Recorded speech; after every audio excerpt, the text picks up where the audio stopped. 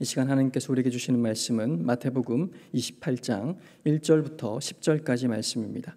신약성경 52페이지 마태복음 28장 1절부터 10절까지 말씀 교독해서 읽고 마지막 10절 말씀은 함께 읽도록 하겠습니다.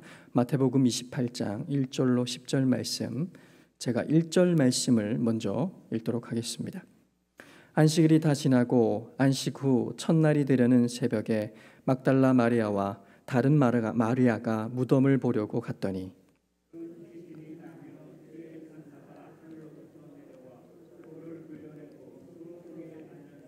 그 형상이 번개 같고 그 옷은 눈같이 희거늘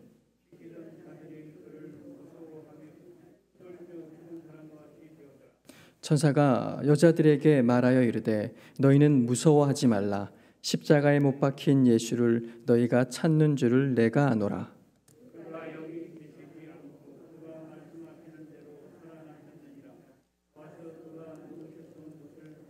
또 빨리 가서 그의 제자들에게 이르되 그가 죽은 자 가운데서 살아나셨고 너희보다 먼저 갈릴리로 가시나니 거기서 너희가 배우리라 하라. 보라, 내가 너희에게 일렀느니라 하거늘.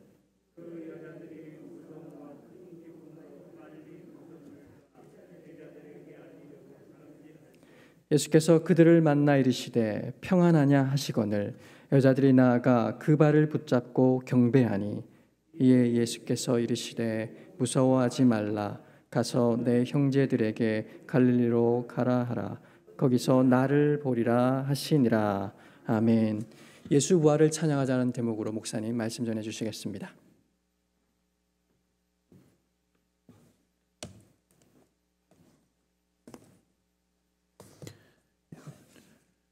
우리가 찬양하는 목적이 여럿 있습니다. 그 중에 하나님의 창조, 예수님의 부활, 이 두 가지가 우리 찬양의 주제요 핵심이라는 것을 생각하게 됩니다. 모든 사람은 죽음에 대해서 강한 거부감이 있습니다. 죽어야 된다 그렇게 말하지만 사실은 죽음을 두려워하고 죽음 이후의 세계를 가보지 않았기 때문에 무서워하는 것이 사실입니다. 중국이나 일본 문화에서는 숫자 4 숫자를 아주 싫어합니다. 숫자 4 이게 죽을 사자와 발음이 비슷하고 또 그렇게 되기 때문에 그렇습니다. 그래서 이 병원, 호텔, 공동주택, 사동, 사층, 사호, 사단지 이게 없습니다. 3층에서 5층으로 바로 표시를 합니다. 국군 간호사관학교에 제4기, 제44기가 없다고 합니다. 도로 주소에도 4번지, 44번지, 444번지가 없습니다. 인천국제공항에도 그 게이트, 비행기를 타러 가는 문이 번호가 쭉 있는데 4번 게이트, 44번 게이트, 244번 게이트가 없습니다. 63빌딩 경우에 4층이 있는데 44층은 없습니다. 이 사자 죽는다 이 개념에서 아주 두려워 실패하는 싫어하는 그런 경우를 보게 됩니다. 죽음은 사실 두려운 이유가 사랑하는 가족을 떠나야 되고 자식도 도움이 되지 못하고 재물이나 명예도 아무런 도움이 되지 못합니다. 나의 모든 것을 가지고 간다 그렇게 생각을 합니다. 하나님께서 부르시면 권력이나 명예가 나를 붙잡을 수가 없습니다. 눈부시게 발달한 과학도 의학도 해결할 수 없는 문제입니다. 그러니까 사람들은 죽음이라는 것이 가장 큰 해결할 수 없는 그런 문제로 오늘까지 왔습니다. 그런데 예수님의 부활은 사람의 태도를 완전히 바꾸어 둔 것입니다. 예수님 십자가에 못 박히실 때가 6월절 전이었지 않습니까? 그때 평균 한 26만 혹은 30만 명이 모였다 그럽니다. 예루살렘에. 평소 예루살렘 4만 5만 그런 정도 인구인데 절기가 되면, 특히 6월절이 되면 30만 명 정도 모였다 그럽니다. 그러니까 이 마포의 동 하나가 한 2만 명쯤 됩니다. 동 2개 정도 되는 그런 인구인데 마포 전부가 한 40만 되거든요. 전 인구가 다 모일 정도로 아주 복잡한 그런 예루살렘입니다. 근데 예수님 부활하신 다음에 성령 강림이 있었고, 이어서 베드로가 너희가 십자가에 못 박은 예수, 그가 살아나셨다. 회개하고 돌이켜 그 예수를 주로 고백해라. 베드로가 그런 설교를 했습니다. 그랬더니 3,000명이 회개했다 그랬습니다. 또 5,000명이 회개했다 그랬습니다. 또 사도행전에 보면 그 다음에는 수만 명이 돌아왔다. 그러니까 이 부활 이후에 예루살렘 교회가 세워질 때 폭발했다, 폭발적이다 그렇게 볼 수 있습니다. 그 당시 3,000명이면 모였던 사람의 얼마입니까? 1% 아닙니까? 1%. 그 당시 그렇게 많은 사람들이 모여서 마이크도 없는 시대에 어떻게 설교를 했겠습니까? 물론 그 당시에도 원형 경기장이나 그런 곳은 또 장치 시설 자체가 많은 사람이 모여서 어떤 연극이나 연설을 들을 수 있도록 되어 있지만 베드로가 그렇게 하지는 못하는 것 아닙니까? 사람들이 많이 모였던 그런 길가나 사람들이 모여 있는 그런 휴게소나 작은 공원이나 이런 데 설교했겠지요. 3,000명, 5,000명, 수만 명, 바로 그것은 예수님이 부활했다는 사실을 예루살렘에 있는 사람들이 다 알았다 그런 말입니다. 다 알았다. 그러니까 베드로가 그 말을 했을 때 그분들이 거부할 수가 없었지요. 아, 맞아. 그 십자가에 못 박아서 골고다에서 분명히 죽었는데 무덤에 넣었는데 살아난 거야. 소문이 쫙 다 퍼진 거지요. 그래서 사람들이 궁금하게 여겼을 때 베드로가 구약 성경의 예를 들고 예수님 하신 말씀을 예를 들어서 설교를 했더니 구약에 있는 메시아 그를 너희들이 죽였다. 회개해서 돌이켜서 구원을 함을 받아라. 그랬더니 사람들이 가슴을 치며 회개했다. 그 사람이 3,000명이 모였고 5,000명이 모였다는 말은 사실이라는 겁니다. 그래서 교회가 세워진 것 아닙니까? 안식 후 첫날, 즉 일요일에 모임을 시작하게 된 겁니다. 초대교회 때는 안식일, 토요일에 모이기도 하고 또 어떤 팀은 주일, 일요일에 모이기도 했습니다. 그러다가 점점 일요일로 바꾸어졌습니다. 그래서 안식일은 구약에 있는 하나님께서 천지를 창조하신 이후 마지막 날 쉬셨다. 일에 된 7번째 되는 날 쉬셨다. 이게 구약적인 내용인데 신약의 완서는 안식 후 첫날 제8일째 그런 말입니다. 제8일이란 말은 재창조 그런 개념입니다. 그래서 주일이 주님의 날 그렇게 됩니다. 그래서 사도 요한이 주의 날에 하늘을 바라보게 되었다. 주의 날에 모이자. 그렇게 해서 일요일이 주님의 날이 되고 그 후에 점점 교회가 세워지고 일요일에 모이자. 그래서 오늘에 이르게 되었습니다. 그래서 일요일을 거룩한 날, 성일 이렇게 부르고 주님의 날, 주일 그렇게 부르게 된 것입니다. 그리고 교회가 세워졌지요. 교회가 그때부터 세워졌는데 지금까지 세워진 교회의 수가 얼마나 될까요? 전 세계 교회 수가 얼마나 되겠습니까? 상상할 수가 없습니다. 교회가 세워지고 역사 속에서 또 무너지고 거기 있는 성도들이 흩어져서 또 교회를 세워지고 또 흩어지고 무너지고 세워지고 반복했는데 그 어떤 것도 세워지면 무너지는 일이 있는 게 역사입니다. 나라도 세워졌지만 몇백 년 지나니까 무너졌습니다. 우리나라 역사도 그렇지 않습니까? 신라라는 나라가 오랜 역사를 가졌지만 삼국을 통일했지만 무너졌습니다. 고려라는 나라가 오랫도록 세워졌지만 무너졌습니다. 조선이라는 나라도 무너졌습니다. 전 세계 나라가 세워졌다가 무너졌다가 나라도 그렇습니다. 그런데 교회는 무너지지 않더라는 겁니다. 감람나무가 그 뿌리에서부터 또 싹이 나오고 또 뿌리에서 싹이 나오고 그렇게 해서 자꾸 번식이 되는데 예수님께서 겟세마네 동산에서 기도하셨을 때 감람나무가 많았을 것입니다. 그 나무가 지금도 있을지도 모릅니다. 그렇게 해서 원 줄기는 죽었지만 옆으로 또 자라고 또 자랐듯이 마찬가지로 교회는 초대 교회는 지금 역사 속에 찾아보기 어렵습니다. 예루살렘 교회 없습니다. 요한계시록에 있는 7 교회들 없습니다. 물론 거기 있는 에베소 교회, 로마 교회 이런 교회는 그 지역에 있는 교회라는 뜻입니다.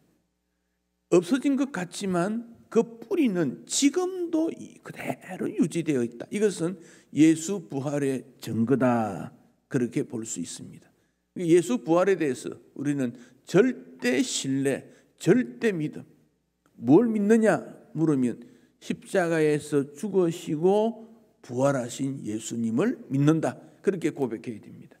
그래서 우리가 꼭 기억해야 될 것은 하나님의 창조, 예수님의 십자가 죽음, 예수님의 부활, 예수님의 재림, 이것을 꼭 기억해야 됩니다. 이것은 기독교의 진리이고 역사 속에서 증거가 되어졌고 또 앞으로 재림 예수가 이 땅에 오셨을 때 증명될 것이기 때문입니다. 오늘 본문에는 여인들이 무덤을 보려고 갔다. 1절에 그렇지요. 시간은 안식일이 다가고 안식 후 첫날이 되는 새벽에, 이 새벽이라고 말했는데 그 당시 사람들의 시간은 1경, 2경, 3경, 4경 하루를 저녁을 그렇게 4번으로 나눕니다. 저녁 6시부터 새벽 6시까지 3시간씩. 왜 그렇게 하느냐? 군인들이 보초를 쓸 때 3시간씩 교대로 씁니다. 그래서 이 시간은 언제냐? 새벽 3시부터 새벽 6시 사이일 것이다. 그렇게 봅니다. 그 새벽입니다. 새벽이 되려는 첫날 새벽입니다. 막달라 마리아, 다른 마리아, 또 다른 성경에는 또 여인들이 한 3사람 정도 되는 것으로 나옵니다. 뭐 하러 갔습니까? 무덤을 보려고 갔다. 이들은 예수님의 부활을 인정하지 못했습니다. 설마 또 기억도 못했죠. 예수님께서 부활한다는 말씀을 했는데 기독교 전통에서 부활절 장식을 할 때 흰 백합을 많이 사용합니다. 그리고 여성들이 흰 옷을 입고 모임을 갖습니다. 요즘은 그런 전통이 좀 사라지는 것 같습니다. 그래서 교회도 흰색으로 장식을 하고 흰 옷을 입고 깨끗한 모습으로 기독교 전통에 나타나져 있습니다. 이들은 예수님을 진정으로 사랑했던 여인들입니다. 예수님이 불의하게 체포를 받았을 때, 재판받을 때 예수님과 함께 했습니다. 제자들은 도망갔지만 이들은 예수님 곁에 있었습니다. 예수님께서 십자가에 달리실 때도 이들은 슬피 울며 예수님 곁에 있었습니다. 그 이유가 뭘까요? 사랑했기 때문에 그렇습니다. 사랑했기 때문에. 사랑하면 다 좋아 보입니다. 사랑하면 가까이 가기를 원합니다. 그러나 여전히 이들은 두렵습니다. 두려운 마음이 있습니다. 사랑과 두려움 두 가지가 감정이 섞여져 있는 것을 보게 됩니다. 그때 경비병들이 있었지요. 4절에 보면 지키던 자들, 무덤을 지키던 자들, 그들은 무서워하며 떨었다. 대제사장이 총독에게 부탁해서 제자들이 예수님의 시체를 훔쳐가서 예수님이 부활했다, 그렇게 소문을 낼 수 있으니까 무덤을 지켜달라 그랬습니다. 근데 새벽에 엄청난 일이 일어나게 된 것입니다. 2절에 큰 지진이 났다. 큰 지진, 하나님께서 일하셨던 일이지요. 주의 천사가 하늘로부터 내려왔다. 돌을 굴려내었다. 그 위에 앉았다. 그 천사의 모습은 3절에 번개 같고 옷은 눈같이 희었다. 두려울 수밖에 없지요. 이런 일이 일어났는데 두려워하지 않는 사람이 어디 있겠습니까? 군인들은 두려워했는데 여인들은 천사로부터 위로를 받습니다. 5절, 무서워하지 마라. 언제 이런 일이 있었습니까? 목자들이 아기 예수님의 탄생을 들을 때 천사들이 나타나서 무서워하지 말라 그렇게 말했습니다. 무서워하지 마라. 하늘의 큰 소식을 알려주겠다 그랬습니다. 그 예수님의 부활을 오늘도 알려주게 되었고, 이 사실을 통하여 그들은 예수님의 부활을 확인하게 된 것입니다. 그 증거는 무엇입니까? 빈 무덤입니다. 빈 무덤. 예수님 무덤은 비어 있다. 비어 있다. 예루살렘에 가면 예수님이 시체를 두었다 하는 곳이 지금 덩 비어 있는 것 흔적을 남겨놨습니다. 거기 돌이 있습니다. 돌, 반짝반짝한 돌이 있고 기름칠을 해가지고 반짝반짝 이렇게 기름치기인데 보면 빈 무덤. 경주 가면 왕들이 묻혔다고 하는 무덤이 어마어마하게 크게 만들어놨습니다. 천마총 하는 것은 안에 들어가면 그 당시 발굴했던 것을 전시를 해두었는데 산만합니다. 산. 서오능도 마찬가지죠. 서삼능, 동구릉, 정릉, 서울에 전부 관광지 가보면 무덤입니다. 무덤. 중국에도 관광지 무덤입니다. 공자 무덤, 어느 나라 어떤 왕이 누가 죽었다, 왕비, 하여튼 무덤이 관광지입니다.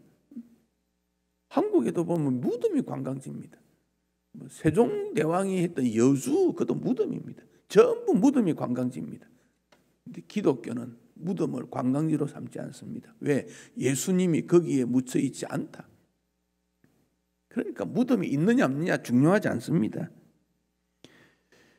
프랑스의 루이 14세, 그 프랑스가 굉장히 힘이 강할 때, 그때 루이 14세라는 사람이 황제인데 짐이 곧 국가다, 내가 나라다, 그런 강조를 했던 사람입니다. 베르사유 궁전을 완성했고 프랑스 권위를 높였는데 가톨릭 신자입니다. 그래서 개신교 신앙을 인정하지 않았습니다. 박해를 했습니다. 교회를 문 닫아라 하는 명령을 내렸습니다. 그때 세오졸프라는 사람이 왕의 명령에 거부해서 잡혀서 파리 탑 높은 옥탑의 감옥에 갇혀 있었습니다. 어느 부활절에 루이 14세가 황제의 옷을 입고 부활절 행렬을 파리 시내를 쭉 했다는 겁니다. 높은 탑 위에서 그 모습을 내려다보다가 세오졸프가 찬송을 불렀습니다. 할렐루야, 우리 예수 부활 성천하셨네. 세상 사람 찬양하니 천사 화답하도다.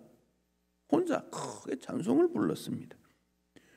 그 밑에 길을 지나가던 루이 14세 황제가 어디서 노래 소리가 들리니까 걸음을 멈추고 어디서 찬송 소리가 들리는가. 예수님의 부활의 찬송이 그 루이 14세의 양심을 때렸습니다. 루이 14세는 그때부터 내가 왕이 아니고 예수가 왕이구나 그 점을 깨닫고 부활절 축제 행렬을 중단시키고 그 파리 탑에 올라가 있는 감옥에 있는 예수의 부활을 외쳤던, 예수의 부활을 믿던 그 믿음 있는 하나님의 백성을 그는 거기서 끄집어냅니다. 석방시켜 줍니다. 예수 부활, 그것이 사실이다 인정을 했다고 합니다. 그래서 부활절 되면 세상 곳곳에 찬양이 들려서야 되는데 올해는 예수 부활에 대한 뉴스가 코로나가 부활절 예배 때 확산되지 않겠는가 이런 내용은 나왔는데 부활절에 성도들이 교회에서 예배를 드리고 죽음을 이긴 예수에 대한 보도가 전 들지를 못한 것 같아요. 우리 자녀들이 앞으로 좀 언론계에 좀 많이 좀 배출을 해서 부활절이 되면 인간의 죽음을 극복하신 예수님, 그분을 찬양해야 된다. 그래서 부활에 관계된 찬양이 우리 교회에서 부르는 찬양 외에도 부활을 찬양하는 곡들이 전 세계적으로 어마어마하게 많습니다.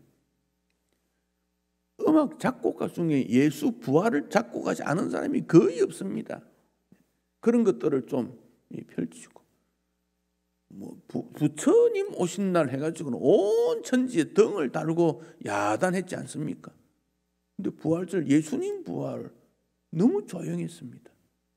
적어도 사람들이 많이 다니는 곳에 부활의 예수님을 알려서 절망과 슬픔과 죽음을 이긴 예수, 그를 바라보라. 그 정도는 해야 되는데 참 이번 부활절을 지나면서 조금 안타깝다는 생각이 들었습니다.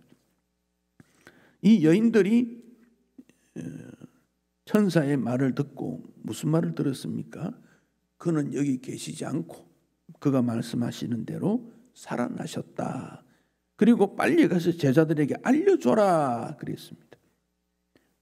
그래서 여인들이 무서움과 두려움으로 달려갑니다. 9절에 예수께서 그들을 만나 이르시되, 그 여인들을 만났다.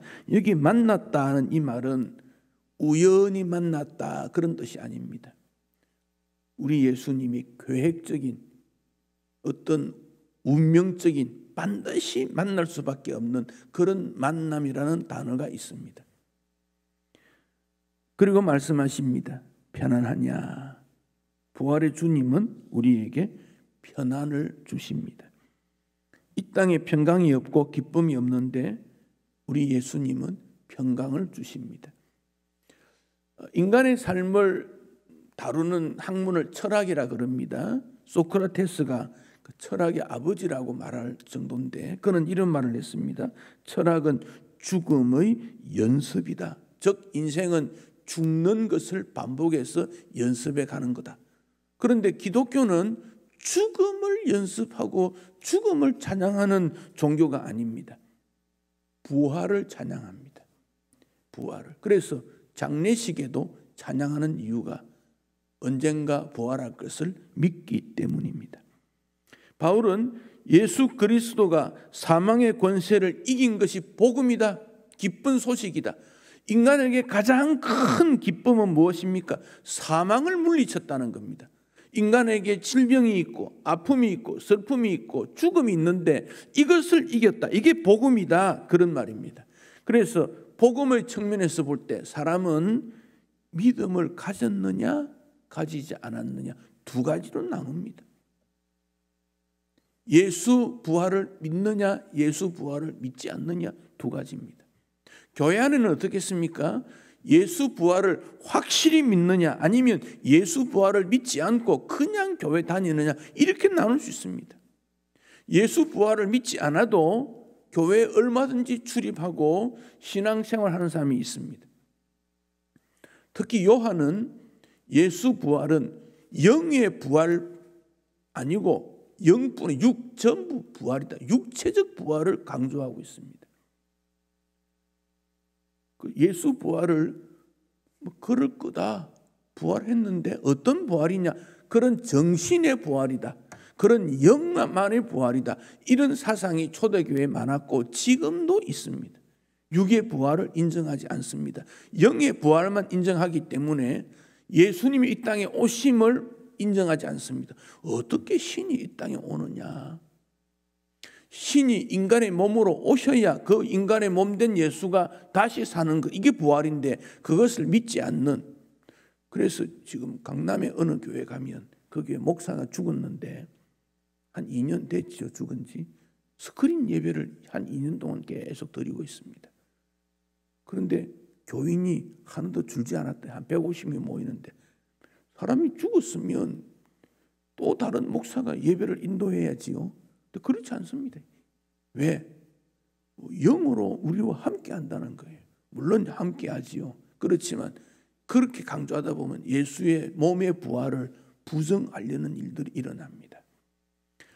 또 한때 한국에는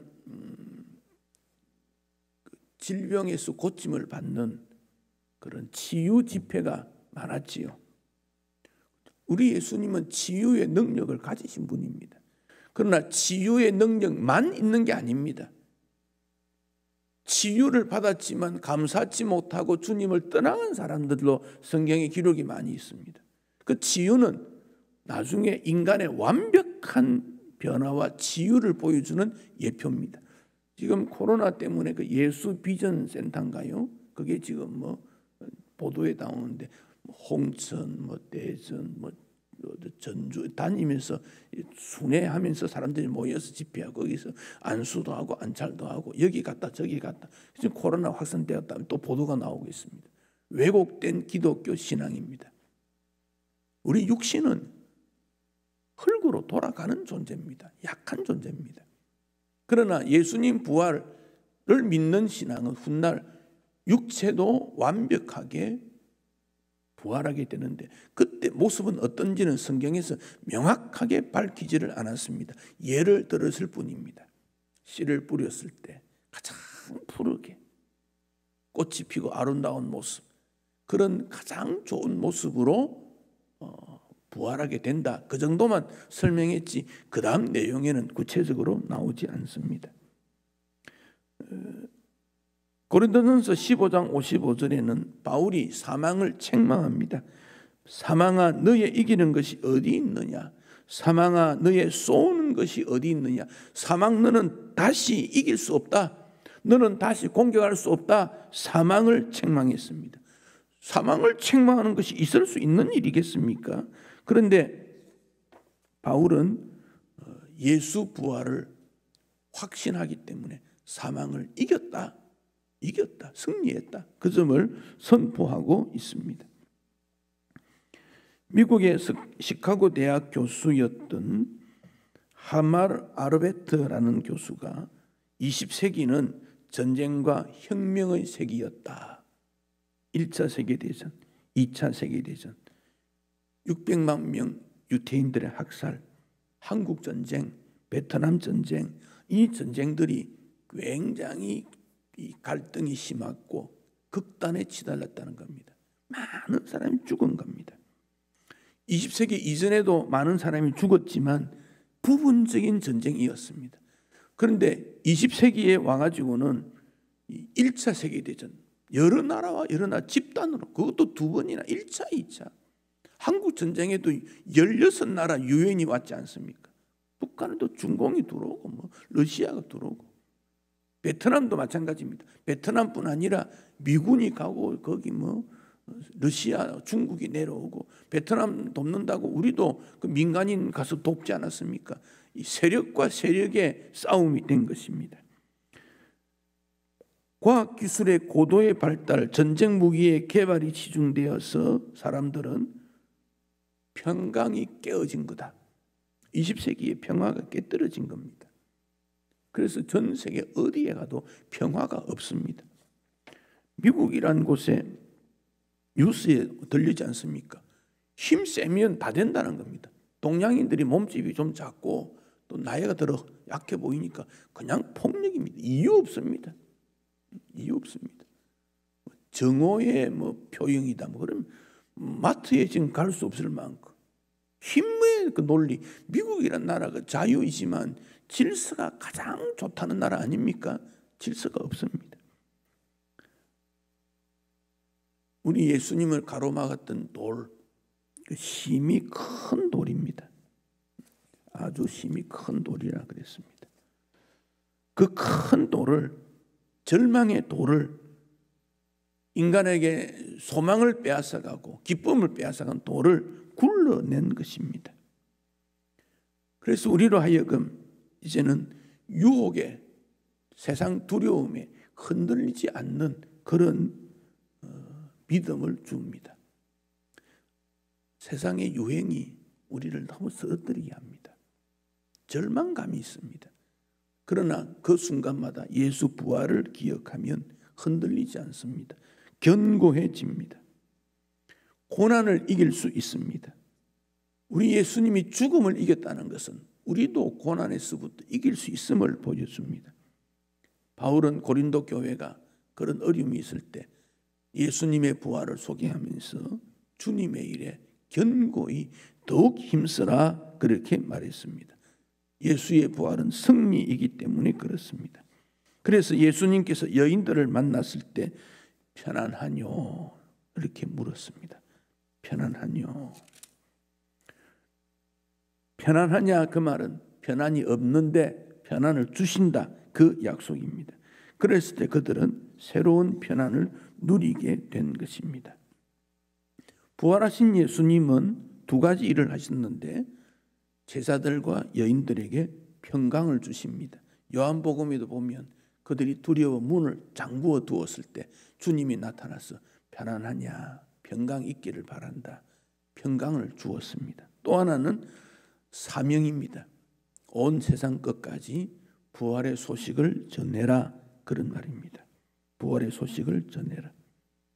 사랑하는 성도 여러분, 예수님의 부활은 사실이고 그 무덤을 가로막았다던 돌을 천사들이 굴렀다. 지진이 일어나서 천사를 굴러버렸다. 그 돌을 굴러내어야 부활의 예수님이 나올 수 있고 만날 수 있습니다. 우리에게 이 너무도 무거운 돌 굴러낼 수 없는 그런 일이 있습니다. 가난일 수도 있고 질병일 수도 있고 생각의 고통일 수도 있고 인간관계일 수도 있고 나 자신에 대한 여러 가지 약점일 수도 있습니다. 그 돌은 이미 굴러버렸다 하는 겁니다. 문이 열려졌다. 무덤 문이 열려졌다. 물론 무덤 문이 열려졌기 때문에 예수님은 마음껏 활동할 수 있고 오늘 우리는 그 예수님을 통해서 모여서 예배를 드리고 주님 앞에 감사하게 됩니다. 그래서 이 부활은 예수가 메시아다, 구원자다. 그 점이 증명이 되어졌습니다. 구약에 예언된 모든 말씀의 성취, 예수님의 재림도 성취될 것이다 하는 것을 알게 됩니다. 우리도 부활할 것을 우리는 기억하게 됩니다. 나의 연약과 부족이 있지만 주 안에서 언젠가 부활하면 가장 좋은 모습으로 주님 앞에 서게 될 거다. 그래서 우리는 외모나 나의 연약에 매이지 않습니다. 부활할 그때는 너무도 아름답기 때문에.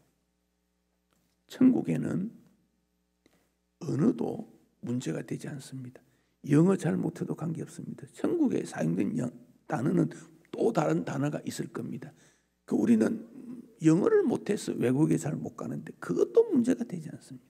언어가 문제가 되지 않습니다. 생각의 교류 문제가 되지 않습니다. 뭔가 자꾸 기억이 잊어버리고 그것도 문제가 되지 않습니다. 예수님의 부활은 천국을 보여주고 천국에서 영원한 삶을 영생을 누릴 것을 약속했기 때문에 오늘 이 땅에서 예수 믿고 영생을 누리는 그가 천국에서도 영생을 누리게 될 것입니다.